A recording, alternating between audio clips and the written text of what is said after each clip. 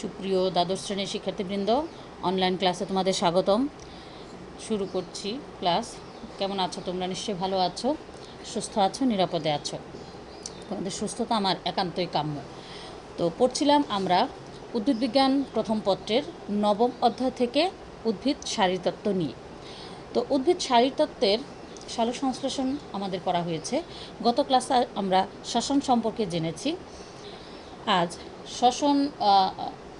শ্বসন সম্পর্কেই পড়ব মূলত। তো এখানে যে শ্বসন কী সংজ্ঞাটা আবার একটু জেনে নেই। যে জৈব রাসায়নিক প্রক্রিয়ায় জীব কোষস্থ জটিল জৈব যৌগ জারিত হয়, ফলে জৈব যৌগের সঞ্চিত স্থিতিশক্তি রূপান্তরিত হয়ে রাসায়নিক গতিশক্তিতে পরিণত হয়, তাকে বলা হয় শ্বসন। আচ্ছা, এই শ্বসন দুটো ধাপে সম্পন্ন হয়। অক্সিজেনের প্রয়োজনীয়তার উপর নির্ভর করে শ্বসন প্রক্রিয়াকে দুভাগে ভাগ করা হয়েছে, যথা সবাত শ্বসন আর অবাত শ্বসন। যে শ্বসন ক্রিয়ার জন্য মুক্ত অক্সিজেনের প্রয়োজন হয় তাকে সবাত শ্বসন বলে, এবং যে শ্বসন ক্রিয়া মুক্ত অক্সিজেনের অনুপস্থিতিতে সংঘটিত হয় তাকে অবাত শ্বসন বলে। আজ আলোচনার যে বিষয়টা নির্ধারিত করেছি সেটা হচ্ছে সবাত শ্বসন নিয়ে তোমাদের সঙ্গে কথা বলবো। প্রথমে আসি, সবাত শ্বসন কাকে বলে। যে শ্বসন প্রক্রিয়ায় মুক্ত অক্সিজেনের প্রয়োজন হয় এবং শ্বসনিক বস্তু সম্পূর্ণভাবে জারিত হয়ে কার্বন ডাইঅক্সাইড, পানি ও বিপুল পরিমাণ শক্তি উৎপন্ন করে তাকে সবাত শ্বসন বলে। অক্সিজেনের উপস্থিতি অর্থাৎ বায়ুর উপস্থিতির প্রয়োজন হয় বলে এই প্রকার শ্বসনের নাম বাংলা ভাষায় করা হয়েছে সবাত শ্বসন। অধিকাংশ জীবের শ্বসন মূলত সবাত শ্বসন প্রক্রিয়া। আর সবাত শ্বসনের রাসায়নিক সংকেতটা কীরকম হবে, যে গ্লুকোজের সঙ্গে অক্সিজেন প্লাস পানি বিক্রিয়া করবে, কী উৎপন্ন হবে? বিভিন্ন এনজাইমের সহায়তায় কার্বন ডাইঅক্সাইড, পানি এবং এটিপি উৎপন্ন হবে। আচ্ছা, এবার এই যে সবাত শ্বসন প্রক্রিয়াটা সম্পন্ন হয়ে থাকে বিভিন্ন ধাপে, সেই ধাপ বা পর্যায়সমূহ নিয়ে বলবো। সবাত শ্বসন একটি ধারাবাহিক প্রক্রিয়া হলেও বিক্রিয়ার স্থান ও কাজের ধারা অনুযায়ী একে 3টি ধারাবাহিক ধাপ বা পর্যায়ে বিভক্ত করা হয়েছে। প্রথম ধাপ বা প্রথম পর্যায়ে কোষের সাইটোপ্লাজমে 6 কার্বন বিশিষ্ট প্রতি গ্লুকোজ অণু প্রতি অণু গ্লুকোজ ভাগ হয়ে 3 কার্বন বিশিষ্ট 2 অণু পাইরুভিক অ্যাসিড উৎপন্ন করে। এটা কিন্তু প্রথম ধাপে। গ্লুকোজ অণু ভাগ হয় বলে এই পর্যায়ের নাম দেওয়া হয়েছে গ্লাইকোলাইসিস। দেখো, গ্লাইকোস অর্থ সুগার এবং লাইসিস শব্দটির অর্থ হচ্ছে স্প্লিটিং। এই পর্যায়ের পর্যায়ের সব এনজাইম কিন্তু এখানে দ্রবণীয়। আচ্ছা, দ্বিতীয় ধাপের মধ্যে রয়েছে দ্বিতীয় পর্যায়ে পাইরুভিক অ্যাসিড সম্পূর্ণ জারিত হয়ে 3 অণু কার্বন ডাইঅক্সাইড উৎপন্ন করে। এটি সংগঠিত হয় মাইটোকন্ড্রিয়ানের ম্যাট্রিক্সে। এ পর্যায়ের একটি এনজাইম ছাড়া সব কয়টি এনজাইম দ্রবণীয় এবং ম্যাট্রিক্সের তরলে অবস্থান করে। এ পর্যায়ের অধিকাংশ বিক্রিয়া একটি চক্রাকারে আবর্তিত হয়। একে বলা হয় ক্রেব চক্র বা ট্রাইকার্বক্সিলিক অ্যাসিড চক্র বা TCA চক্র বা সাইট্রিক অ্যাসিড চক্র। ঠিক আছে, দ্বিতীয় ধাপটা হচ্ছে এই। আর তৃতীয় ধাপটা হলো যে গ্লাইকোলাইসিস এবং ক্রেব চক্র উৎপন্ন NADP plus hydrogen ion FADH2 হতে ইলেকট্রন অক্সিজেনে স্থানান্তরিত হয়। আর মাইটোকন্ড্রিয়ানের ভেতর মেমব্রেন গায়ে সংযুক্ত ট্রান্সপোর্ট প্রোটিনের সমন্বয়ে গঠিত ইলেকট্রন ট্রান্সপোর্ট চেইন এই কার্যটি সম্পাদন করে। তাই এই পর্যায়কে বলা হয় ইলেকট্রন ট্রান্সপোর্ট চেইন পর্যায়। একে রেসপিরেটরি চেইনও বলা হয়ে থাকে। ঠিক আছে, তো দেখি প্রথম ধাপটা কী ছিল আমাদের? গ্লাইকোলাইসিস, তাই না? তো আজকে গ্লাইকোলাইসিসের উপরে আমরা আলোচনা করব। দেখি কি আছে। প্রথমে গ্লাইকোলাইসিসের সংজ্ঞাটা আমরা জেনে নেব। যে প্রক্রিয়ায় এক অণু গ্লুকোজ বিভিন্ন রাসায়নিক বিক্রিয়ায় জারিত হয়ে 2 অণু পাইরুভিক অ্যাসিডে পরিণত হয় তাকে গ্লাইকোলাইসিস বলে। খেয়াল করি, যে প্রক্রিয়ায় এক অণু গ্লুকোজ বিভিন্ন রাসায়নিক বিক্রিয়ায় জারিত হয়ে 2 অণু পাইরুভিক অ্যাসিডে পরিণত হয় তাকে গ্লাইকোলাইসিস বলে। দেখো, গ্লাইকোলাইসিসের সংজ্ঞাটা আমরা জেনে নিলাম। গ্লাইকোলাইসিসকে EMP, ঠিক আছে, EMP পাথওয়ে শ্বসনের সাধারণ গতিপথ বা সাইটোপ্লাজমিক শ্বসনও বলা হয়ে থাকে। আর উদ্ভিদের সঞ্চিত শ্বেতসার প্রথমে বিভিন্ন এনজাইমের সাহায্যে জারিত হয়ে গ্লুকোজে পরিণত হয় এবং গ্লুকোজ গ্লাইকোলাইসিস প্রক্রিয়ায় প্রথম বস্তু হিসেবে ব্যবহৃত হয়। এই প্রক্রিয়ার জন্য কোনো অক্সিজেনের প্রয়োজন পড়ে না। আর গ্লাইকোলাইসিস সবাত ও অবাত উভয় প্রকার শ্বসনেরই প্রথম ধাপ বা প্রথম পর্যায়। এখন এই যে গ্লাইকোলাইসিস প্রক্রিয়াটা কতগুলো পর্যায়ক্রমিক ধাপে সম্পন্ন হয় সেটা একটু জেনে নেব। গ্লুকোজকে শ্বসনিক বস্তু ধরলে গ্লাইকোলাইসিস প্রক্রিয়াটি পর্যায়ক্রমিকভাবে এরকম দাঁড়াবে। যেমন 1, গ্লুকোজ এটিপি হতে একটি ফসফেট গ্রহণ করে গ্লুকোজ 6 ফসফেটে পরিণত হয়, তা আমরা রেখাচিত্রের মধ্যে দেখতে পাচ্ছি, তাই না? এই বিক্রিয়ায় হেক্সোকাইনেজ এনজাইম ক্রিয়াশীল হয় এবং একটি এডিপি সৃষ্টি করে। এই বিক্রিয়াটি একমুখী। তারপরে 2 নম্বরটা হচ্ছে যে এই যে গ্লুকোজ 6 ফসফেট উৎপন্ন হলো, এই গ্লুকোজ 6 ফসফেট ফ্রুক্টোজ 6 ফসফেটে রূপান্তরিত হয়। এক্ষেত্রে এই বিক্রিয়ায় ফসফোগ্লুকো আইসোমারেজ এনজাইমটা কিন্তু ক্রিয়াশীল হয় এবং এই বিক্রিয়াটি হচ্ছে দ্বিমুখী। ফ্রুক্টোজ 6 ফসফেট এটিপি হতে একটি ফসফেট গ্রহণ করে ফ্রুক্টোজ 1,6,20 ফসফেটে পরিণত হয়।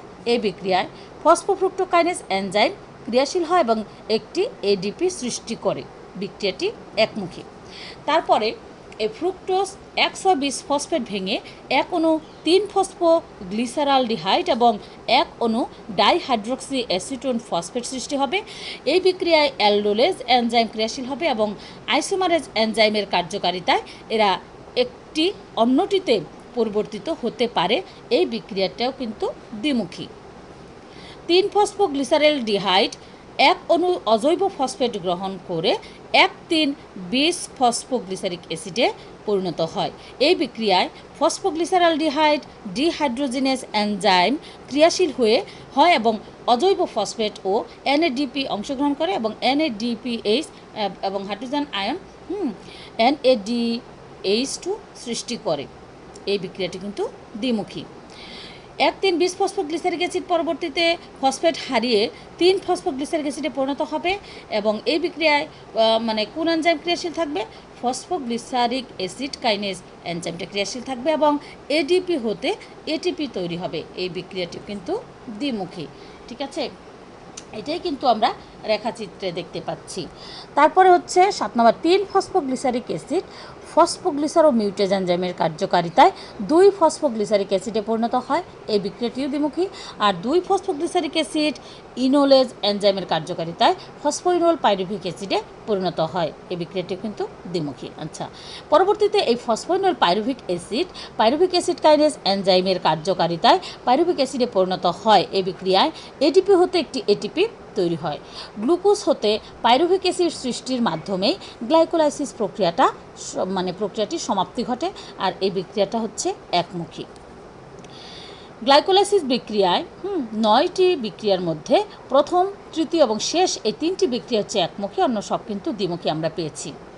গ্লাইকোলাইসিস প্রক্রিয়া শক্তি উৎপাদনের ক্ষেত্রে এটিপি 2 অণু, NADH+H+ 2 অণু এবং পাইরুভিক অ্যাসিড কিন্তু 2 অণু তৈরি হয়।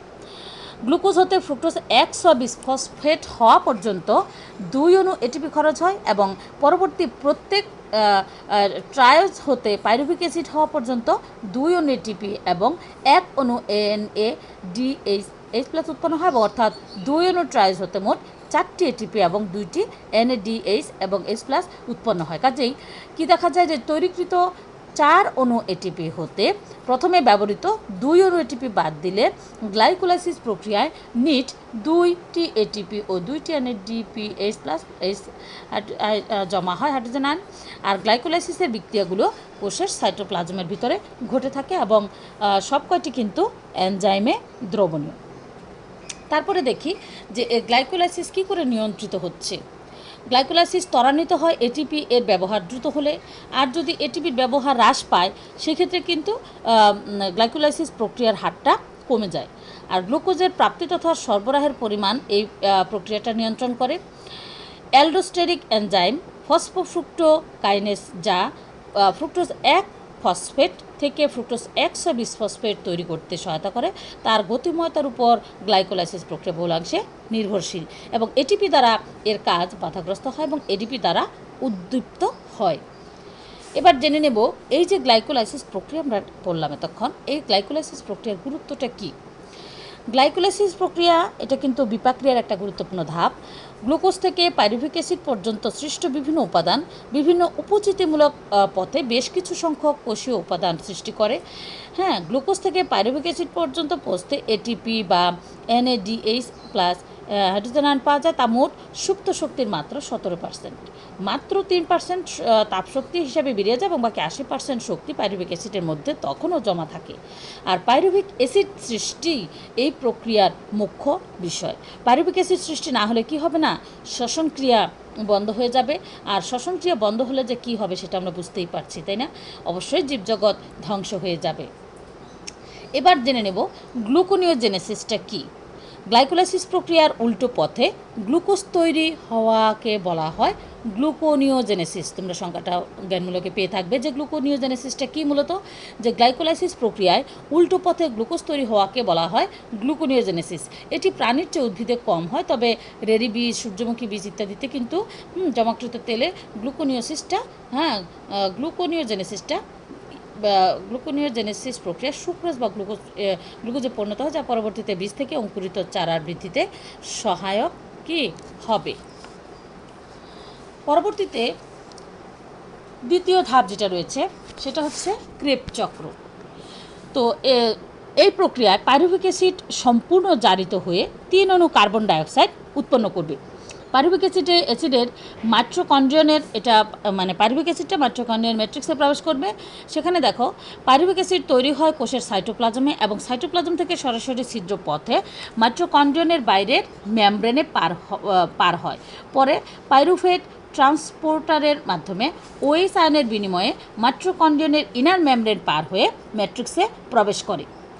ম্যাট্রিক্সে প্রবেশ করার পরে পাইরুভিক অ্যাসিড অ্যাসিটাইল কোয়ে সৃষ্টির মাধ্যমে মূল চক্রে প্রবেশ করে এবং প্রক্রিয়াটি এরকম যে মাইটোকন্ড্রিয়ানের ম্যাট্রিক্সে 3 কার্বন বিশিষ্ট পাইরুভিক অ্যাসিড পাইরুভেট ডিহাইড্রোজেনেজ এনজাইমের কার্যকারিতায় 1 অণু কার্বন হারায়, অর্থাৎ কার্বন ডাইঅক্সাইড উৎপন্ন করে। হ্যাঁ, 1 অণু NADH প্লাস হাইড্রোজেন প্লাস উৎপন্ন করে এবং 1 অণু 2 কার্বন বিশিষ্ট অ্যাসিটিক অ্যাসিড উৎপন্ন করে, যা একটি থায়োএস্টার বন্ধন দ্বারা কোএনজাইমের সাথে যুক্ত থাকে আর 2 কার্বন বিশিষ্ট অ্যাসিটাইল কোয়েতে পরিণত হয়। এটি একটি 3 পর্ব বিক্রিয়া, যার মাধ্যমে 1 অণু কার্বন ডাইঅক্সাইড, 1 অণু NADH প্লাস এবং 1 অণু অ্যাসিটাইল কোয়ে সৃষ্টি হয়। অ্যাসিটাইল কোয়ে হলো গ্লাইকোলাইসিস ও ক্রেবস চক্রের সংযোগকারী রাসায়নিক উপাদান। তো এই যে অ্যাসিটাইল কোয়ে ম্যাট্রিক্সে অবস্থানরত 4 কার্বন বিশিষ্ট অক্সালোঅ্যাসিটিক অ্যাসিডের সাথে যুক্ত হয়ে কী উৎপন্ন করবে, 6 কার্বন বিশিষ্ট সাইট্রিক অ্যাসিড সৃষ্টি করবে এবং অ্যাসিটাইল কোয়ে পৃথক হয়ে যায়। পরে সাইট্রেট সিনথেসিস এনজাইম বিক্রিয়ায় সহায়তা করে। বিক্রিয়াটি একমুখী এবং ম্যাট্রিক্সে স্থায়ী অবস্থানের কারণে অক্সালোঅ্যাসিটিক অ্যাসিডকে আবাসিক অণু বলা হয়ে থাকে। এই সাইট্রিক অ্যাসিড আইসোমারিক পরিবর্তনে আইসোসাইট্রিক অ্যাসিডে পরিণত হবে এবং অ্যাকোনিটেজ এনজাইম এই বিক্রিয়ায় সহায়তা করবে। তার পরবর্তীতে এই আইসোসাইট্রিক অ্যাসিড কার্বন ডাইঅক্সাইড ও হাইড্রোজেন আয়ন হারিয়ে 2টি হাইড্রোজেন হারিয়ে কী হবে, আলফা কিটোগ্লুটারিক অ্যাসিডে পরিণত হবে এবং 1 অণু NAD হতে 1 অণু NADH প্লাস H+এ 1 অণু কার্বন ডাইঅক্সাইড সৃষ্টি হবে এবং আইসোসাইট্রেট ডিহাইড্রোজেনেজ এনজাইমের বিক্রিয়া সহায়তা করবে এবং বিক্রিয়াটি একমুখী হবে। আলফা কিটো গ্লুটারিক অ্যাসিড অ্যাসিটাইল কোয়ের সাথে মিলিত হয়ে সাকসিনাইল অ্যাসিটাইল কোয়ে গঠন করবে। এখানে 1 অণু NAD হতে 1 অণু NADH প্লাস H+ এবং 1 অণু কার্বন ডাইঅক্সাইড সৃষ্টি করবে। এই বিক্রিয়ায় আলফা কিটো গ্লুটারিক অ্যাসিড ডিহাইড্রোজেনেজ এনজাইমের সহায়তা করবে। সাকসিনাইল কোয়ে হারিয়ে সাকসিনিক অ্যাসিডে পরিণত করবে। তারপর সাবস্ট্রেট লেভেল ফসফোরাইলেশনের এটিপি সৃষ্টি হয়, কোয়ে পৃথক হয়ে যায়। এনজাইম বিক্রিয়া সহায়তা করে। আবার এখানে কি উৎপন্ন হবে, 1 অণু পানি যুক্ত হয়। সাকসিনিক অ্যাসিড 2টো হাইড্রোজেন হারিয়ে হিউমারিক অ্যাসিডে পরিণত হবে। এখানে 1 অণু FAD হতে 1 অণু FADH2 তৈরি হয়। সাকসিনেট ডিহাইড্রোজেনেজ এনজাইমে বিক্রিয়া সহায়তা করে এবং এই বিক্রিয়াটাও কিন্তু দ্বিমুখী। পরবর্তীতে ফিউমারিক অ্যাসিড এখনও পানি গ্রহণ করে ম্যালিক অ্যাসিডে পরিণত হয় আর ফিউমারেজ এনজাইম এই বিক্রিয়ায় সহায়তা করে। ম্যালিক অ্যাসিড দুটো হাইড্রোজেন আয়ন হারিয়ে অক্সালো অ্যাসিটিক অ্যাসিডে পরিণত হয়। এখানে এক অণু NAD হতে এক অণু NADH প্লাস H প্লাস উৎপন্ন হয় আর ম্যালেট ডিহাইড্রোজেনেস এনজাইমে বিক্রিয়া সহায়তা করে থাকে এবং এই বিক্রিয়াটি দ্বিমুখী। তো অক্সালো অ্যাসিটিক অ্যাসিড এই চক্রে পুনঃ পুনঃ উৎপাদিত হয় এবং পুনঃ পুনঃ অংশগ্রহণ করে। ক্রেব চক্রের প্রধান নিয়ন্ত্রক হলো আইসোসাইট্রেট ডিহাইড্রোজেনেস এনজাইম বা অ্যালডোস্টেরিক এনজাইম। এডিপি NAD হলো এর উদ্দীপক, এটিপি এবং NADH প্লাস H প্লাস হলো ইনহিবিটর। ঠিক আছে, এটিপি বা NADH প্লাস H প্লাস বেশি জমা হলে এই চক্রটা বন্ধ হয়ে যাবে এবং অ্যাসিটাল কোয়ে সৃষ্টিকালে দুই অণু পাইরুভিক অ্যাসিড হতে দুটি NADH প্লাস H প্লাস তৈরি হবে। তো উদ্ভিদ এবং প্রাণীর ক্ষেত্রে ক্রেব চক্রের যে পার্থক্য রয়েছে সেটা একটু জানি যে উদ্ভিদে সাকসিনাইল কোএ সিনথেটেজ এটিপি তৈরি করে, কিন্তু প্রাণীতে জিটিপি তৈরি করে। জিটিপি পরে একটি এনজাইম বিক্রিয়ার মাধ্যমে এটিপিতে রূপান্তরিত হয়।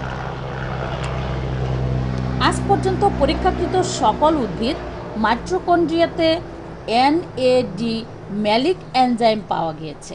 ঠিক আছে, এই এনজাইম ম্যালিক অ্যাসিডকে পাইরুভিক অ্যাসিডে রূপান্তরিত করে, যা অ্যাসিটাইল কোয়ে সৃষ্টির মাধ্যমে ক্রেব চক্রে প্রবেশ করে এবং প্রাণীতে কিন্তু এই বিক্রিয়াটা ঘটে না।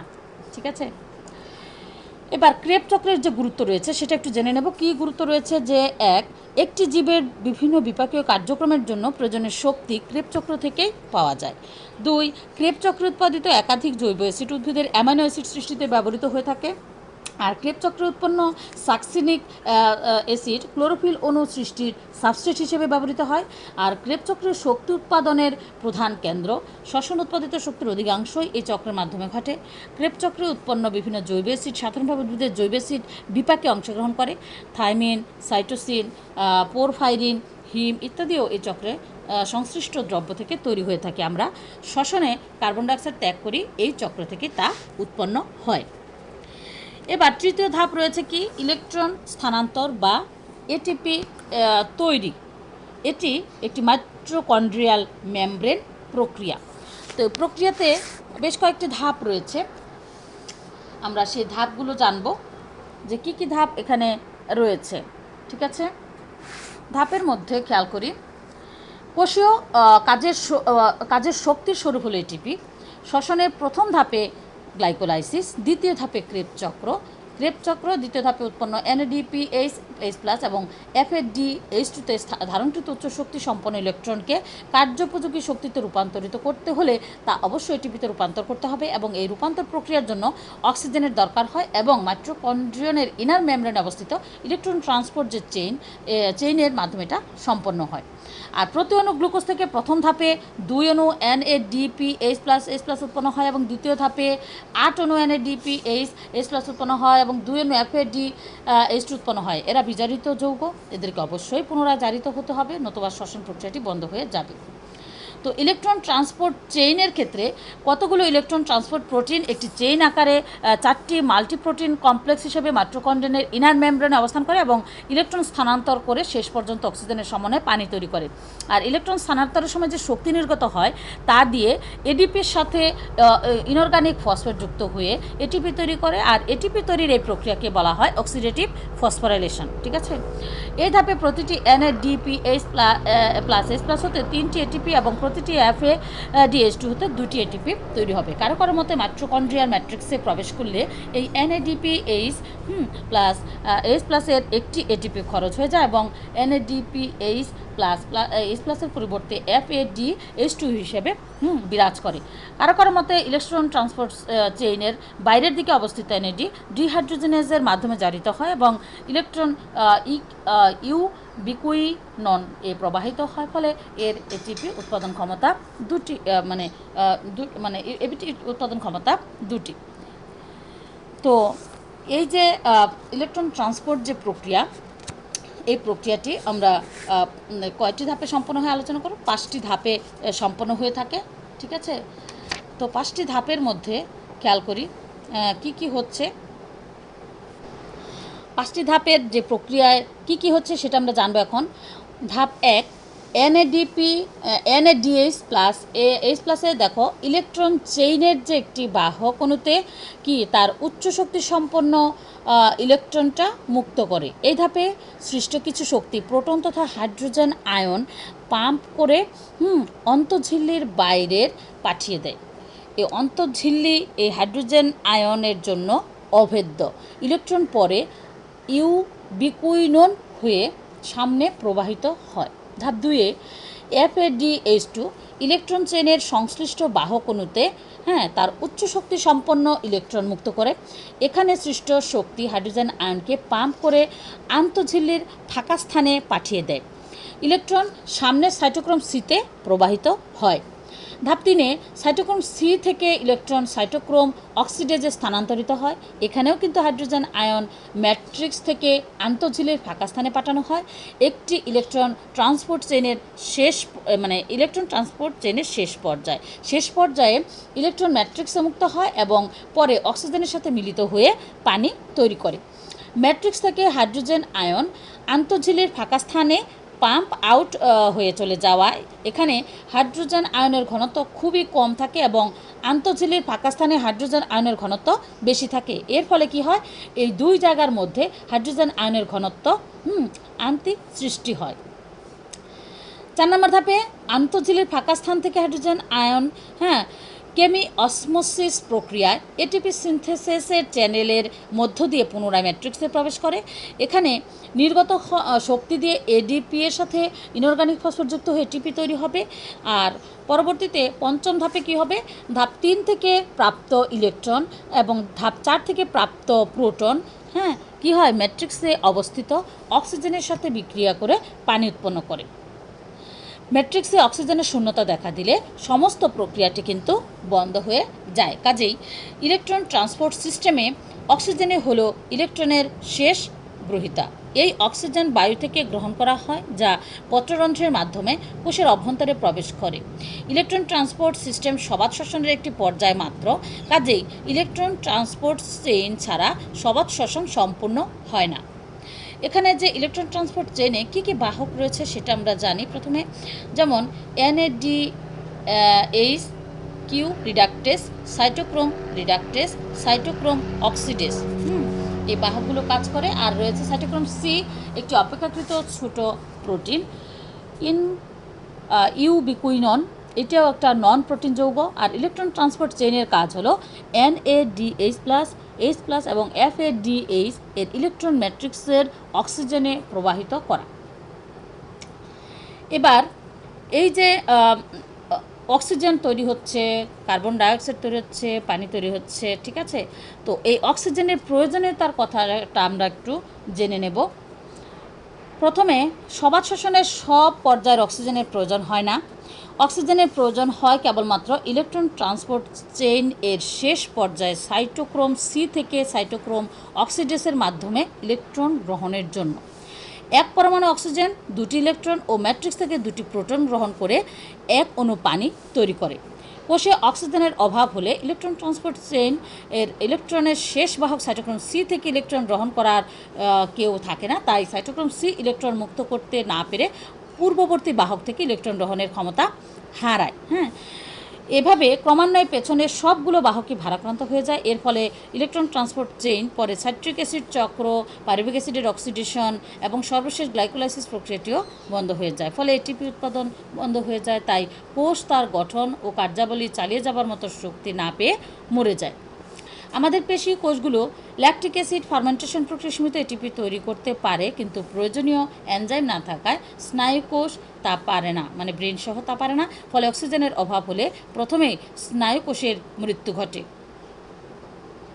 ঠিক আছে, তারপরে দেখি এই যে শ্বসনিক বস্তুগুলো কি কি রয়েছে একটু জানি।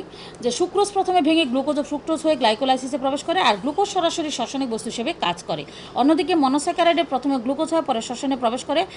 স্টার্চ গ্লাইকোজেন পলিমার ভেঙে প্রথমে ভেঙে গ্লুকোজ সৃষ্টির মাধ্যমে শ্বসনিক বস্তু হিসেবে কাজ করে, আর ফ্যাট ভেঙে গ্লিসারল এবং ফ্যাটি অ্যাসিডে পরিণত হয়। আর গ্লিসারলডিহাইড 3-ফসফেট হয়ে শ্বসনে অংশগ্রহণ করে, আর ফ্যাটি অ্যাসিড অ্যাসিটাল কোয়ে সৃষ্টির মাধ্যমে শ্বসন প্রক্রিয়া প্রবেশ করবে। আর প্রোটিন ভেঙে অ্যামাইনো অ্যাসিড তৈরি হয়, আর কতক অ্যাসিটাল কোয়ে সৃষ্টিতে অংশগ্রহণ করে, আর কতক সাইট্রিক অ্যাসিড চক্রে প্রবেশ করে।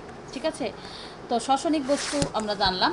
এখানে উল্লেখ্য যে 1 মোল গ্লুকোজকে পোড়ালে কত কিলোক্যালোরি শক্তি বের হবে?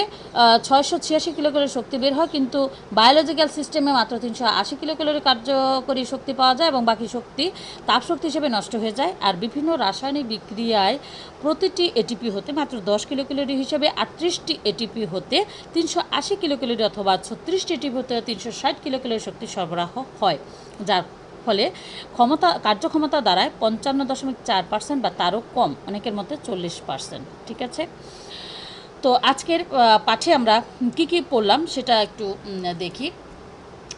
আমরা পড়েছি মূলত কি পড়লাম? সবাত শ্বসন, তাই না? সবাত শ্বসনে কি কি ছিল? সবাত শ্বসনে ধাপ ছিল 3টি। এক হচ্ছে প্রথম ধাপ গ্লাইকোলাইসিস, হ্যাঁ। তারপরে দ্বিতীয় ধাপে আমরা কি পড়েছি? দ্বিতীয় ধাপে পড়েছি ক্রেব চক্র, হ্যাঁ। তৃতীয় ধাপে ছিল ইলেকট্রন স্থানান্তর বা এটিপি তৈরি বা টিসিএ চক্র, ইলেকট্রন ট্রান্সপোর্ট চেইন সিস্টেম। ঠিক আছে, তো আগামী ক্লাসে আমরা যে বিষয়টি নিয়ে আলোচনা করব সেটা হচ্ছে যে অবাধ শ্বসন প্রক্রিয়াটি নিয়ে আলোচনা করব। তবে এখান থেকে তোমরা কিছু হোমওয়ার্ক করবে, যেমন তোমাদের বইয়ের পেছনে যে একটা প্রশ্ন রয়েছে সেই প্রশ্নটা তোমরা পড়বে। এখানে 3টি প্রশ্ন রয়েছে, তো 3 নম্বর যে প্রশ্নটা রয়েছে সেটা তোমরা একটু বাসায় পড়ে ফেলবে, এবং 2 নম্বর যে একটা কোশ্চেন রয়েছে সেটাও একটু বাসায় দেখবে এবং শিখবে। ঠিক আছে, তো আজকের পাঠ এ পর্যন্তই। আগামী ক্লাস দেখার আমন্ত্রণ জানিয়ে এখানে শেষ করছি। ভালো থাকবে সবাই। Thank you all.